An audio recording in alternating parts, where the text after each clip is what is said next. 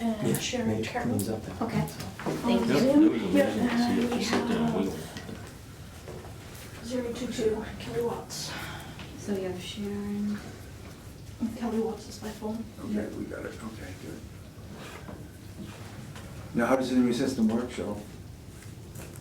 We're gonna find out tonight. Okay, we're gonna find out.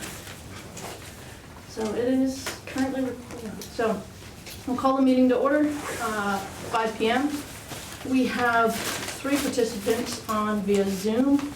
And just to let you all know, we have a new camera system in here that is recording us as we speak and will be uploaded to the YouTube channel for the town of Woodstock later on in the week. So I called it to order at 5, right? So first thing on the agenda is to approve the meeting minutes from the June 29th meeting, Selectmen's meeting. Do I I'll have a make a motion? motion to do that. I'll second the motion. All those in favor? Aye. Aye. Approve the non-public meeting minutes from June 29th. Motion? Make that motion. Okay, Seconded. All those in favor? Aye. Aye. And then we need to approve the workshop minutes from July 15th. Motion? I'll make that motion. And I'll second. Very good. All those in favor? Aye. Aye. Aye. Okay. Excuse me, Then- Cheryl. Yes, I'm sorry, I think you might be muted on your Oh, Zoom. thanks, Melissa. You're welcome. You're the best. I am. It's out of habit. All right. Sorry about that. That's okay. From the top. Yeah, right. That's housekeeping anyways. Right. One more set to go to. Okay. Oh, to sign? Yeah, No, you have the one more to non-public approve, minutes non-public. Oh. of the 15th. The non-public, oh, I have a new, oh, right here. Approve the non-public workshop minutes from July 15th.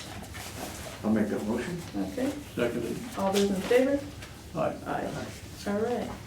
Next up, we have Dave Driscoll, the president of the Deer Park Property Owners Association, that would like to discuss the proposed urgent care facility sign. He's not here. He's not here yet? Okay.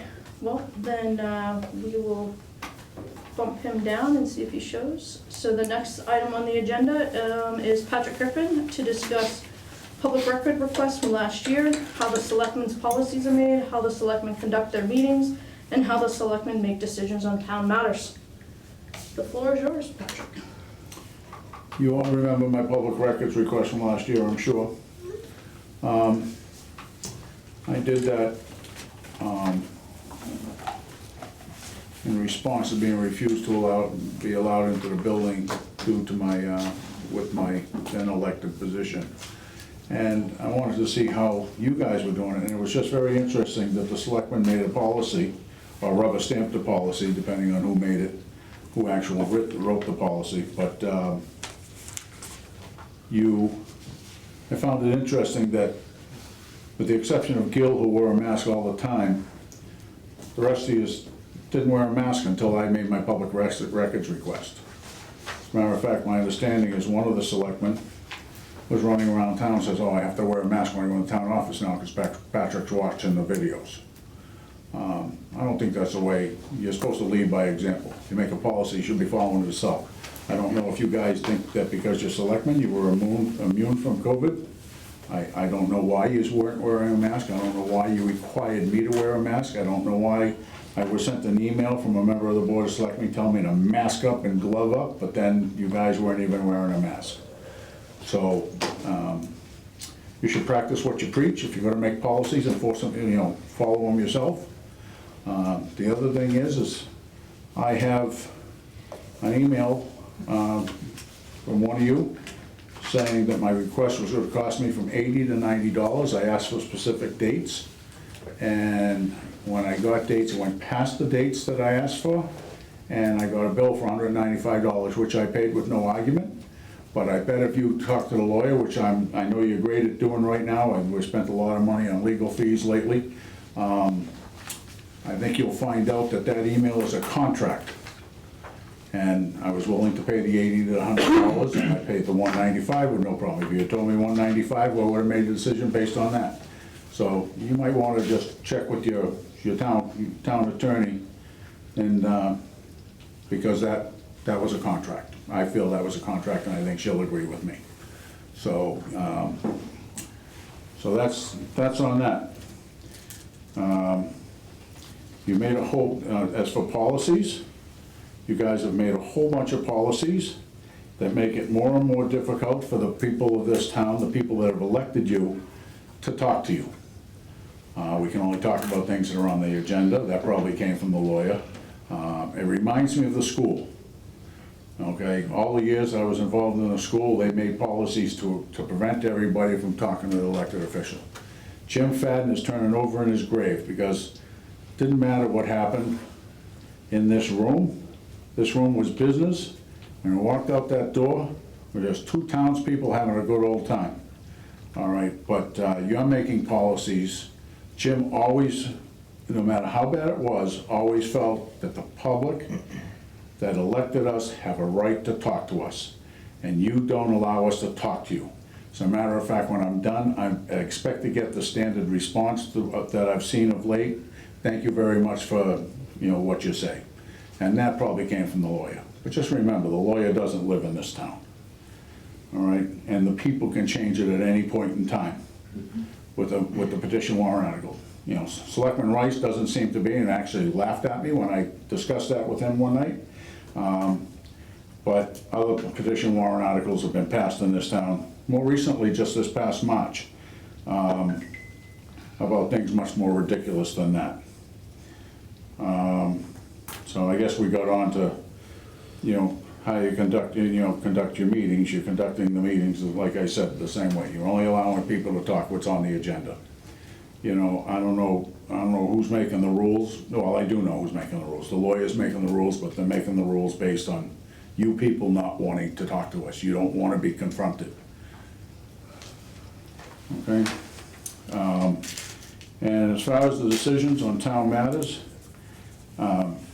based on what I've seen lately, and I'm not the only one that feels this way from people I've talked to in town, I see that the decisions on this town aren't being made in what's in the best interest of the town, okay, which is what you guys should be doing, is making decisions what is the best interest of this town, not what's best for one business entity or a group of business entities. And, that's just the way I see it, and I think it's wrong. Everybody sees what's going on, and it's not appropriate. From not closing the parks last year, right up till this day, the decisions that are being made are not being made in the best interest of the town. But thank you for your time. Thank you for your input. Thanks, Ben. Okay. Moving on. See, Bill? Yep, you're right. Approve the water loss evaluation proposal for EJP. That was discussed at the last workshop. Just to kind of give a quick description of the work. EJ Prescott is to capture the GSI data and perform a leak survey for Woodstock, New Hampshire. The project will be EJ Prescott using acoustic leak detection equipment and high accuracy GPS units to conduct its service. As EJ Prescott collects the GPS location for assets such as curb stops, hydrants, valves, EJ Prescott is to take an acoustic sample of that location. In turn, this will provide the GIS map for the assets collected and a heat map for the highest intensity of acoustic survey. After the initial data is reviewed, EJ Prescott is to correlate the hotspots within the municipal territory. This will provide data on how the system is operating and where the potential leaks are happening. This data is then to be used to determine how to improve upon the water system to help reduce non-revenue water. During this project, EJ Prescott is to capture meter reads on a bi-weekly basis to see where the highest usage is coming from to help determine where the potential leaks could be happening. All of the data EJ Prescott captures will be put onto a GIS map to help determine where issues could potentially be. This map will be shared with the Woodstock, New Hampshire after the job is completed so that Woodstock, New Hampshire has a record of what was done and a GIS map. In addition, EJ Prescott provides a bi-weekly check-in meeting to provide the status of where EJ Prescott is. That being said, I would entertain a motion or discussion on, We should measure on the probably how much contract. it costs. And Oh, yep. The cost of the project is $43,000, and that includes the annual software for us to go in and use, the GIS software. After review, People seem really professional and really know what they're doing. Can I ask a question? I believe protocol is to ask during public participation. Yeah. Okay? No, I'm just gonna go back to that, Mike. We'll circle back. We'll circle. Okay. I'll discuss it then. Okay, thank you. Any other questions? I don't have any, we've been working on this for a while. Okay, Pretty self-explanatory. right. Scott, any more? No? Then I would entertain a motion to accept this proposal. I'll second. Who motion? I did. Motion. Oh, Okay, sorry. Gail? Okay. And then second, Scott. And all those in favor, say aye. Aye. I just required your signature Okay. as chair. I'll do that. Next, we have the approval of the Clark Farm Road Agreement. That too was discussed at the last workshop on July 15th and brought forth today for our signature. It is the winter maintenance agreement with Clark Farm Road. It is the same as in past years, except for extending it. Instead of doing the renewal every year, we're going to do it at least this next time around, 2 years. So this winter maintenance agreement would expire July 30th of 2023.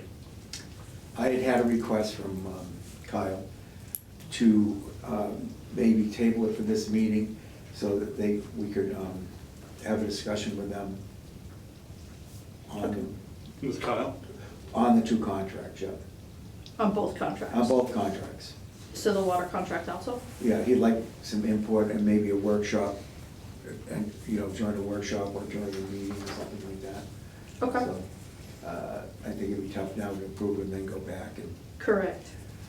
Do you have any issues with that? No, I'm fine with that. I just told him Okay. we're not gonna be here in October again, Yeah, no, we need to, yeah, so I need a motion to table this agreement, Make a motion. both the maintenance agreement and the MOU. Yeah, it might be a good part of the next workshop where they could attend, Okay, give us their comments, we could work with them on that agreement, see if we wanna change anything or not. okay. Um, Well, let's make sure we get that workshop on the books then, because I think we had originally postponed workshops because we kind of had a bunch of projects going, and so we were waiting for those to kind of, It's so let's hard- just put one It's on hard the to find book. time for a lot of that, Yeah. yeah, exactly. So, no, let's make sure if you can email Yeah. Kyle and get some dates, Yep. give him One- some dates. One thing I did find out about the maintenance agreement, if they want to pave the road, that we would have to pave the road ourselves, and they would have to reimburse us, is the way it would work. Okay. Well, yeah, so. We just got that clarification today, so. from our Okay. attorney. Did I miss the From the town motion to council. table? I'm sorry, I'll make a motion to table this. I just, okay. I'll second it. Okay, all those in favor? Aye. Aye. Aye. Okay. All right, And maybe at the end, during comments, you jump in. yeah, okay. Next, we have the approval of an application for Cascade Park Wedding for Howard and Blunt for August 13th of 2022. It's a Woodstock and wedding, so Scott should I abstain. can't, I abstain, yeah. So I'll make that motion to accept the application. I'll second that. Okay. All those in favor? Aye. Aye. All those that abstain? Abstain. Okay, Okay. very good. All right.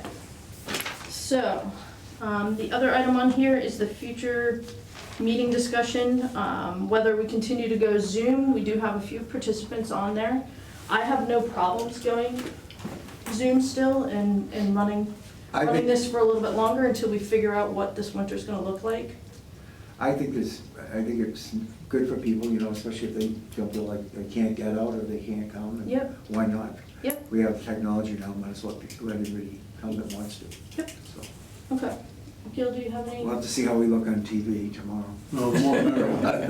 Whatever, All right, then, yeah, I have no problem. So we'll continue to post the as agenda much with exposure the, as we can allow people to get in. Yeah. with the everybody- Zoom information, okay? And they can watch it, they can watch the meetings anytime they want, so. Yep, great. All right, so down here, now we have public participation. So Mike, please. Yeah, I have a question on the water, Yeah, which led to another question.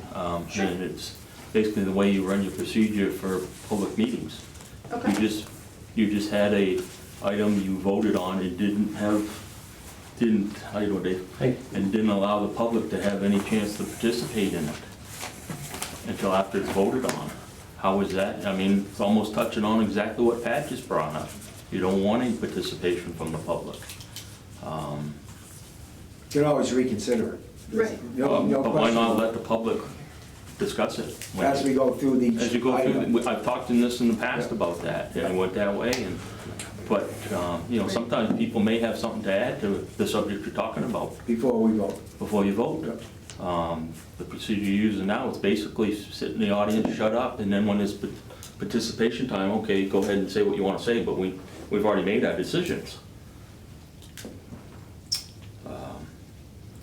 It just doesn't seem like it's the right process. We'll review, and I'll give you my word. Okay? And so then back to the Ice Castle, 2 MOUs. It sounds like you're gonna have a public hearing so the public can weigh in on that stuff? Sure, workshop. Yeah. Well, we'll have the workshop, which we can't have public, you can listen to it, but you cannot comment, When- and then it'll come to a meeting like Yeah. this. When will the public have a chance to discuss it before you vote? When it comes to the next selectmen's meeting. Correct. Yeah. We will make a modification for that, so that when we present that agreement and that MOU, people can speak after it before we vote. Thank you.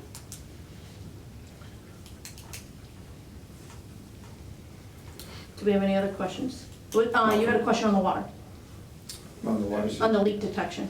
Yeah, We can go back and look at it, like we just said. No, So please speak your, I gotta be honest with you, I don't think there's anybody gonna listen to it, so I'm Okay. done. no, you can have that opinion. Yeah. Yes, sir. Mr. Griffin? Just touching on more on what Mike said and more what I said earlier, and just the fact that how you just responded to me. You know, we used to be, this is a small town, and we all know each other. And these meetings used to be pretty informal. We had a lot of good times in here. We had times that got a little heated and everything else, and people passionate about what they wanted. But when it was all over, it was all over. Like I said, this room, it's business. Out there, it's not. We're all from the same town, we're all citizens, and we should be able to air our differences in here and air our disagreements. And we should be able to have fun. It doesn't have to be to the point where you call me Mr. Griffin. Everybody knows who I am. You don't have to call me Mr. Griffin. I've always been referred to as Patrick in this room. Okay? You're making it too formal. You're going, in my opinion, you're just going way too far. All right, so, and, you know, I don't want to beat a dead horse. I just wanted to just point out, the other thing I wanted to point out, when Mike put up his hand during you then, you said the correct procedure was to go public participation at the end of the meeting. You looked at Judy for verification of that. Now, Judy knows a lot about what's going on. I give her credit, all right? But you're a selectman, you should know. All right? Scott, you know, we had a disagreement in the planning board last month about whether or not you appoint somebody who was elected by write-in ballot. If they're elected, they're elected. They're not appointed. And he pushed it along, but, you know, to get it, you know, so we weren't hashing it back and forth. But, you know, but the fact of the matter is, he should have known right off the bat that if somebody gets elected by write-in vote, they're elected. They do not have to be appointed by the board. If you have 2 openings, the 2 top people are elected.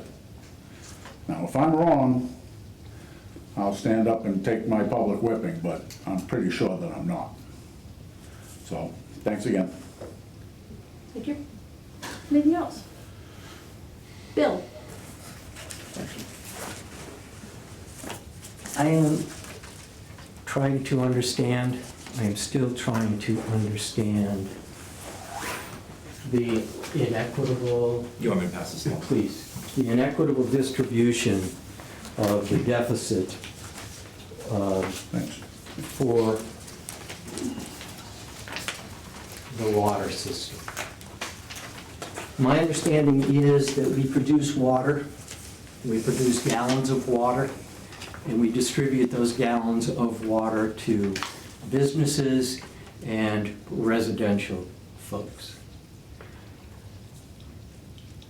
There is no differentiation in the water.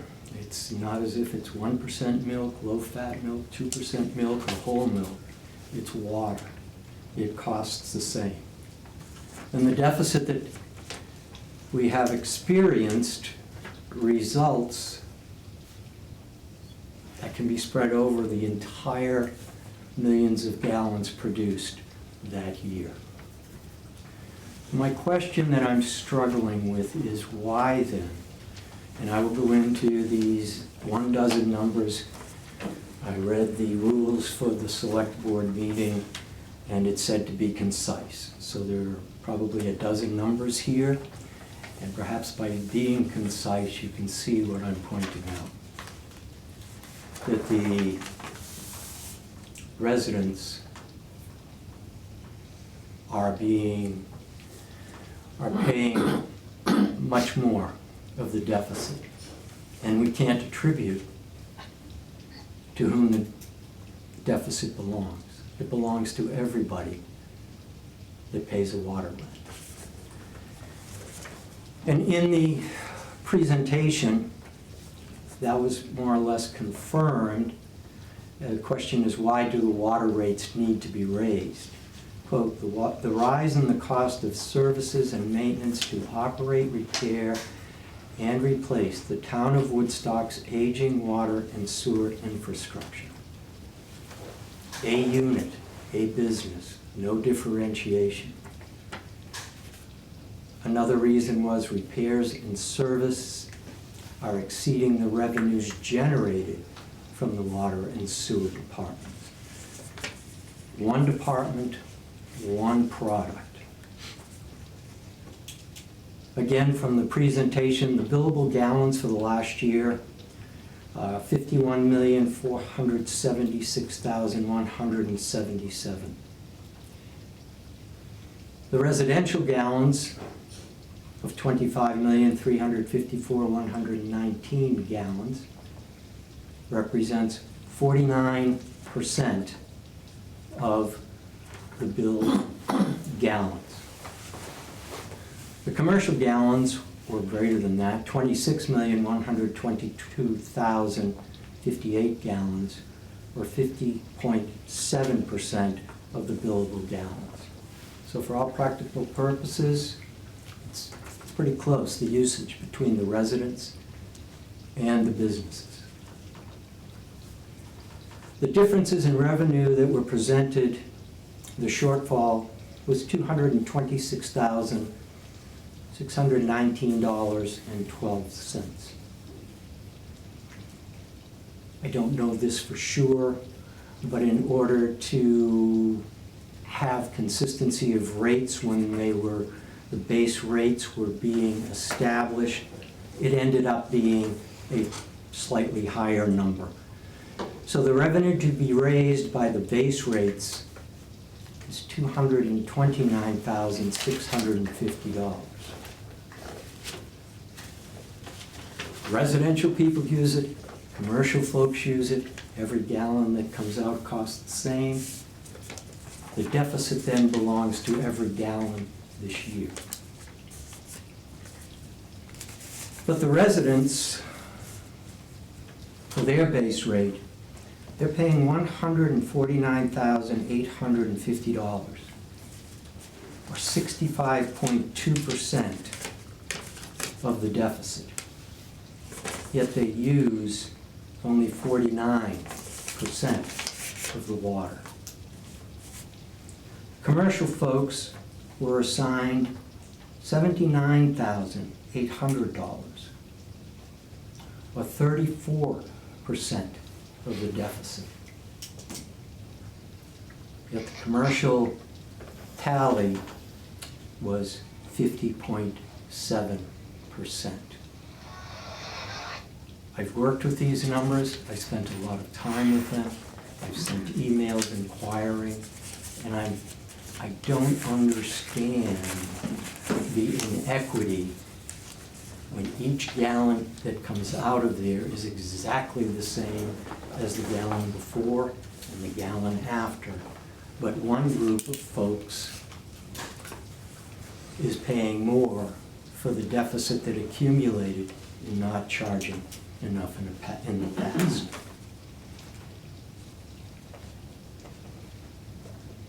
And I'm just wondering. Cheryl's working on it. Say that again? Cheryl's working on some numbers here. So. These when you- numbers come from the presentation. Sure. And the Yep, presentation. and then, last meeting, we gave a bit of an explanation that, the contract, the MOU, gets pulled out of that commercial billable number, correct? It's not included. So it's not included, so you pull those gallons out of that commercial gallons. So actually, the commercial gallons for commercial users 1 through 6 is 12,573,058. And then you divide that by the 51,476,177 that you've just presented to us with the billable gallons that we presented in our presentation.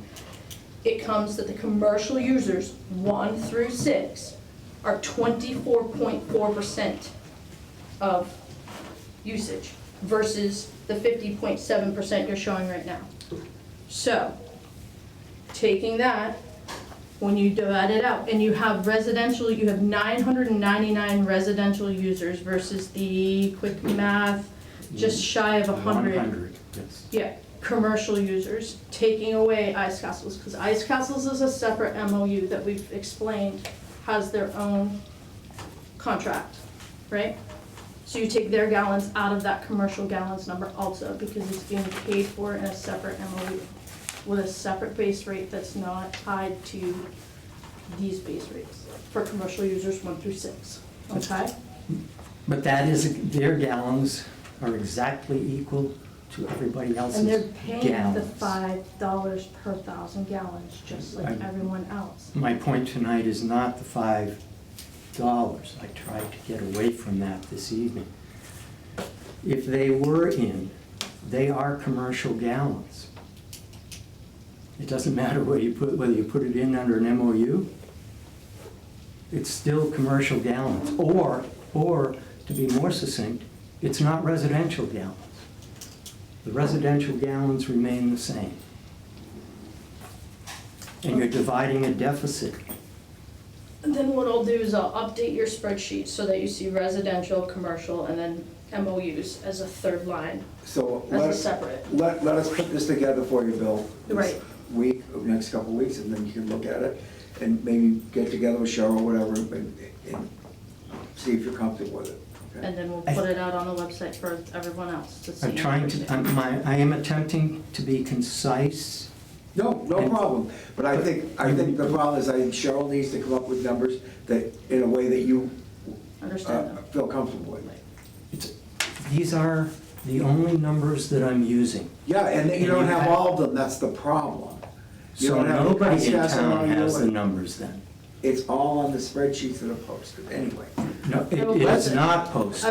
Okay, it will be posted. It will be posted. May I ask, those numbers are not available presently to the public, correct? Should be. Yeah, Not the 1 through 6? They're on the website. they're on the website. I will double check it though, to see which ones exactly are and aren't. Let me try one more time. I'm not looking to give more work. I asked the last time, if I'm doing this incorrectly, let me know. Apparently I'm not explaining it the exact way that you need to hear it from what we have here. So let me rewrite how to explain it so that, and then we will put it out where everybody can see it, because there is no hiding anything. And look it over. And look it over, and We then can we can discuss it again. discuss it again. Yep. What about the $149,000 assigned to half of the gallons? It has no, Okay. the number of taps and the number of people, it doesn't matter how you divide it, because it's going to be paid for by gallons. You accrued the loss by usage of gallons, and now you're avoiding paying for it by the true gallons. There's no need to really go any deeper than if you look at this. These folks are using 50%. Just look at the residential. Please just look at the residential on that sheet right now. The residential folks are using 50% of the gallons billed, and they're paying 65% of the deficit. That doesn't have to go to any of the lines on the spreadsheet. There's no derivation of those numbers. Those are cut and dry. And whether there are 999, Okay, I'm gonna readdress it next week, please. Okay? I would be Or glad, not next week, next meeting. I will offer again, I would be glad to sit down. Let's. Sounds good. We have someone with their hand raised on Zoom. I think that is Sharon Carroll. Go ahead, Sharon. Oh, okay. Oh, there you Can go. you hear me now? I certainly can. Go ahead. Okay, I didn't know if this was appropriate at this time or if I needed to wait to the end of the meeting, but I really appreciate when people are speaking at one of your meetings or any public meetings, that they do give their first and last name. I guess I'm kind of like, Fair out in the enough. boonies here, and I really don't know everybody's first and last name. It just helps me. That's all I have to say about that. I know everybody has an opinion. That's fine. I think that's the proper way to do it. But that's what my grandmother would tell me. Thank you. Have a good day. Thank you, Sharon. It's a good point. Okay. Driscoll's here. Dave Driscoll's here. Okay. If you people are gonna use the Zoom, I appreciate if you put some sort of a speaker so that we can hear it out here. I Okay. can't hear it. All right. I had no idea what she said. She just wanted the last names, and when you say go ahead, Bill, she'd like to hear Waterhouse after that. Helps her connect. Mr. Dave Driscoll, please. Me? Yep. Yep. Yeah, the reason I'm appearing today is, I'm not sure whether the selectmen in Woodstock are aware of the big sign issue that the urgent care center is requesting over in, over at the Hobo area. Are the selectmen aware of that? We are, Yes. You are? yeah. I've appeared at the, I think it was July 7 meeting when they gave their presentation. And I don't know whether you're aware of what happened, but they requested a balloon test at 75 feet. That has been canceled, which I hope is a good sign, but I don't know for sure. And they are still, as far as I know, the meeting is still on for August 4. I happen to be the president of the Lakeside Association over at Deer Park, as well as the whole of Deer Park now. And that sort of became an issue, a hot button there. Also, I'm not sure you're aware, but there's 4 buildings over at Deer Park that are actually in Lincoln, and the rest of it is in North Woodstock. So it just so happens that if there's any type of impact upon Deer Park, it's probably at the Lakeside building. So needless to say, some of the lakeside owners were on the Zoom call and so forth. I guess the bottom line is, are you taking any position here? Are you submitting anything? We have not been notified. Huh? We have not been notified Yeah. as a butters to You have not? that sign, no. But we can certainly reach out to them and request some information and review it as a board. So it sounds like you're opposed to this proposed sign. Well, I can talk to Carol in Lincoln and make sure that she can send something official to the selectmen in North Woodstock. I think the issue came up at the meeting, and I frankly don't remember exactly whether there was any resolution as to whether something formally was going out to the town of Woodstock, but I thought there was. I believe in that meeting, they decided it was not necessary, but we can request it.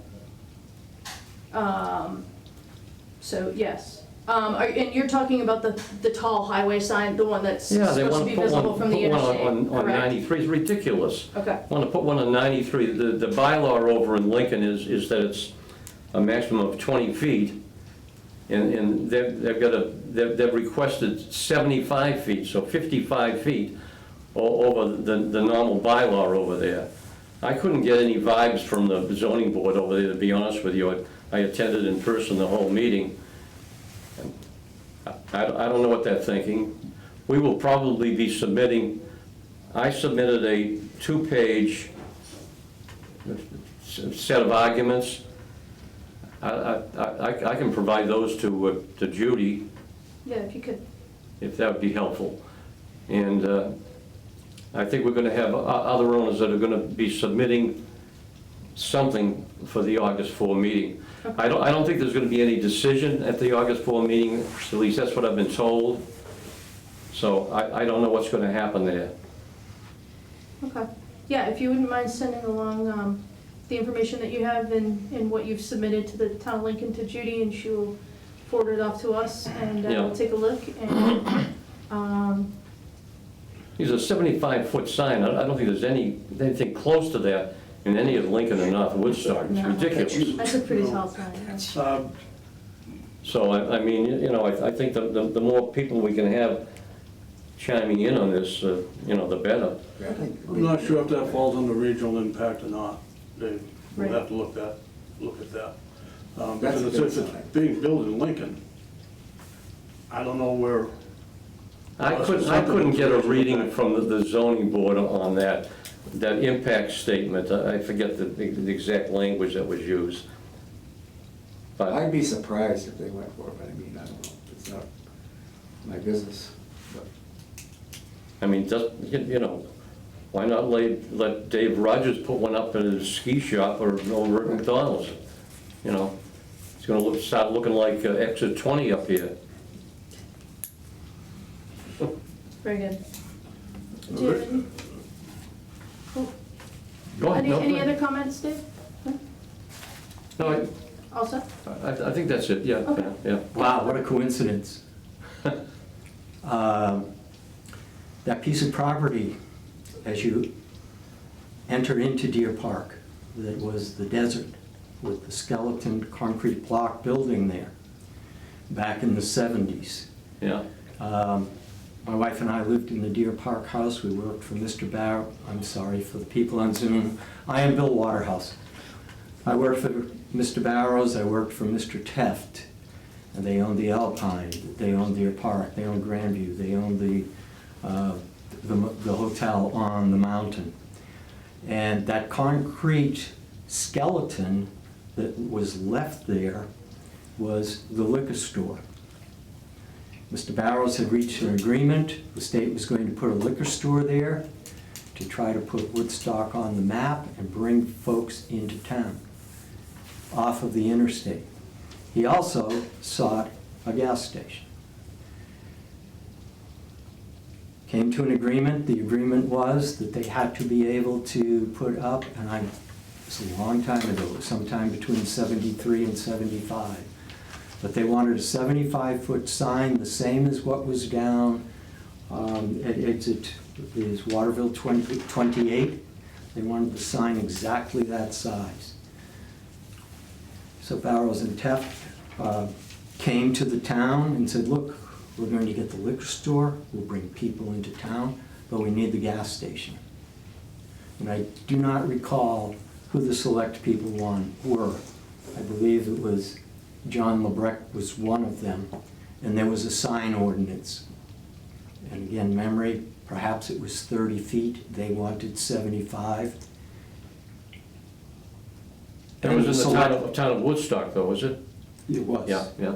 And the town went for the best interest of the entire town and not just the business people. And said they couldn't have the sign, they couldn't have the sign, they couldn't have the gas station, they didn't have the liquor store.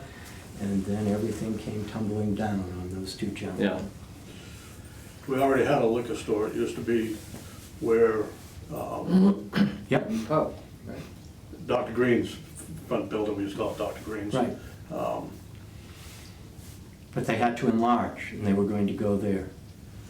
Right, I remember that. Well, sort of after the fact, I was in the service when all that first started. Right. I remember It wasn't around when it was much. in where the Penny Pub was. Say again? When it was where the Penny Pub was. Yep. When McDonald's was built in Lincoln, if I remember correctly, they had a choice to put up the McDonald's signs without the arches. I think that was presented to them, and they chose to go with them. So how this is gonna go now, 75 feet is absolutely That's huge. ridiculous. I didn't know how, until tonight, I didn't know it was gonna be 75 feet. Yeah, yeah.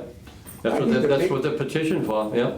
I think the big sign I have up by Whales Tail, which is a pretty big billboard that I rent, I think that's 35. And that's big. That's a big billboard. Well, assuming this would be lighted, I'm sure. Say It that? would be, that sign would be lighted up, it'd have, I'm not sure. In their papers, they've indicated the height and width and so forth. It's gonna be a pretty good, I mean, the idea is so that people that are commuting on 93 have visibility to it. Now, that area, you're so close to 93 there, that it's kind of ridiculous. You're gonna be by exit 32 before you'd even see it, so it's done.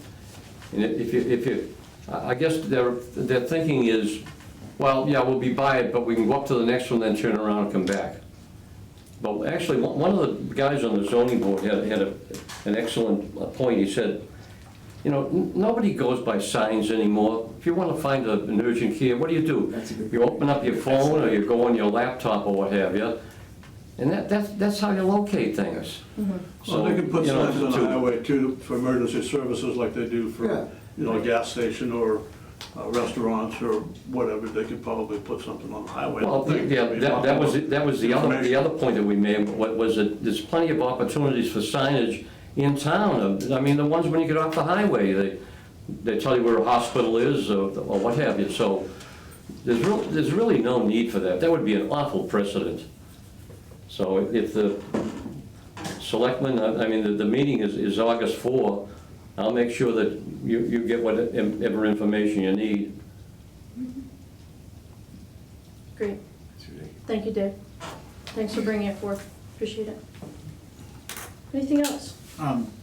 Back to the leak detection, in the contract with the Penachuk, do you pay them every year for leak detection?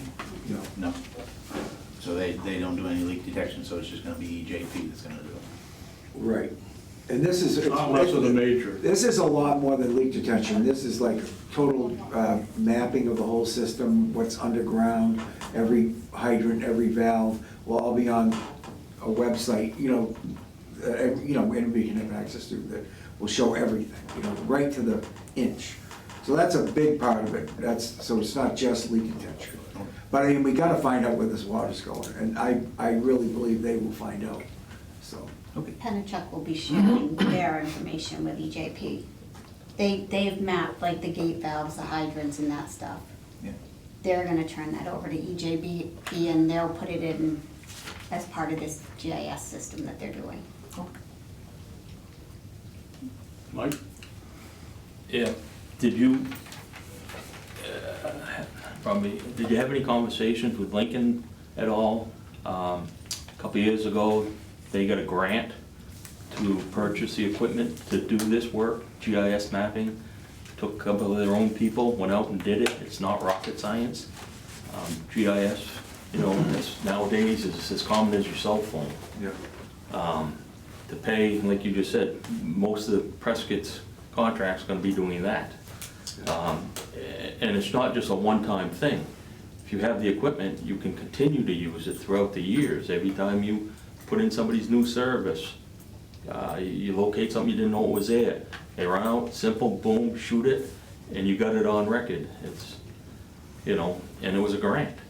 I think, Mike, what we're trying to do is put a hammer in this leak. Believe me, I'm the guy that was coming here the last Yeah. couple of years trying to get you to No, move. we're trying, and I think that this will hammer that out. Well, but it isn't. That's mapping of your system. It's not. No, but they will location. find the leaks, that's the biggest, No, that's where this got started. I won't get into it tonight, but that won't find the leaks. No, but part of their contract is finding the leaks. It's not just GIS mapping. A good portion of the contract is finding the leaks and finding out where they're gonna go. And they will, I'm really pretty confident they will find the leaks. Did you get any other quotes from other vendors on leak location? Rural Water, anybody? You're just going with the one that you talked with? This is a company that could do it fairly soon. You know, the other people that might actually like would be a year or two out before they even look at it. I mean, these people have a good reputation, I think, so.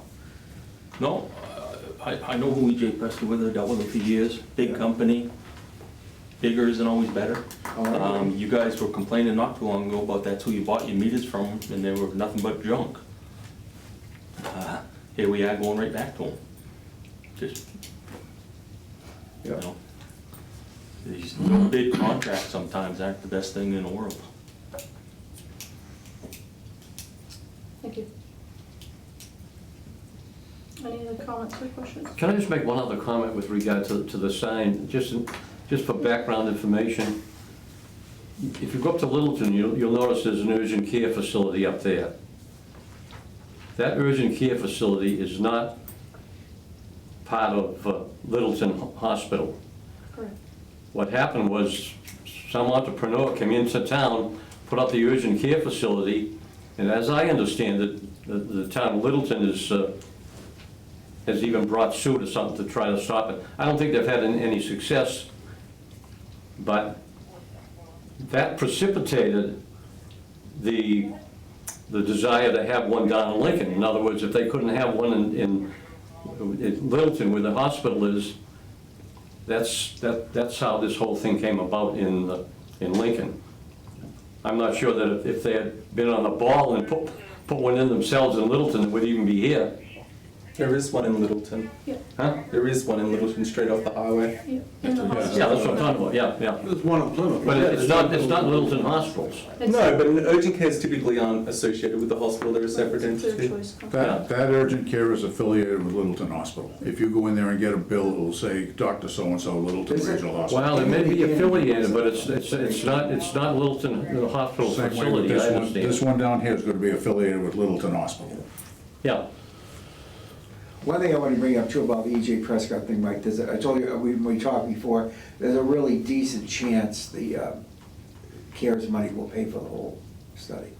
Not that you want to throw money again, you know, but. It didn't, to me, it didn't grow on the trees out back here, we're picking it. It Oh, I came know. from somewhere, you're a taxpayer, I'm a taxpayer, everybody here is paying the tax. I That money totally- come from somewhere. I totally agree with that, And but people, that's the problem, everybody thinks it's falling out of the sky, well, but we'd be remiss not if you believe it, I got using the some real money good that land for sale was too. made available to the town Right. and leave it there. I mean, I'm principal, but I'm not a principal, we leave that money there if we can get it. No, I agree, because we don't take it, another Do I town's agree with going- it? The state's No. gonna take it. There's a lot of things I don't agree with right now, for sure. But if we are gonna use it, I just believe that we use it in the best way possible. True. And I'm not saying anything bad about Prescott, but I'm also saying there's other companies provide that service. I've heard it right from the select board before. We got their meters from them, they're junk. They didn't do us any justice. Now we're jumping back in bed with them again. Same company. different division, same company. What we found out though was the meters are guaranteed for 20 years. So, if there's a problem with the meters, it's their problem. So, that was one thing we did find out that was good and part of that discussion as well. So, I'm not here to argue what's going on. you know. no, I know, input's good, I mean, it's good. Any other questions, comments? No? Any other old or other business from either of you? No. No? Okay. Well, I would entertain a motion to adjourn. I'll make that motion. I'll second. All those in favor? Aye. Aye. Thank you all for coming out tonight. Have a good evening. What's that? Sure. We'll go next. Good, you?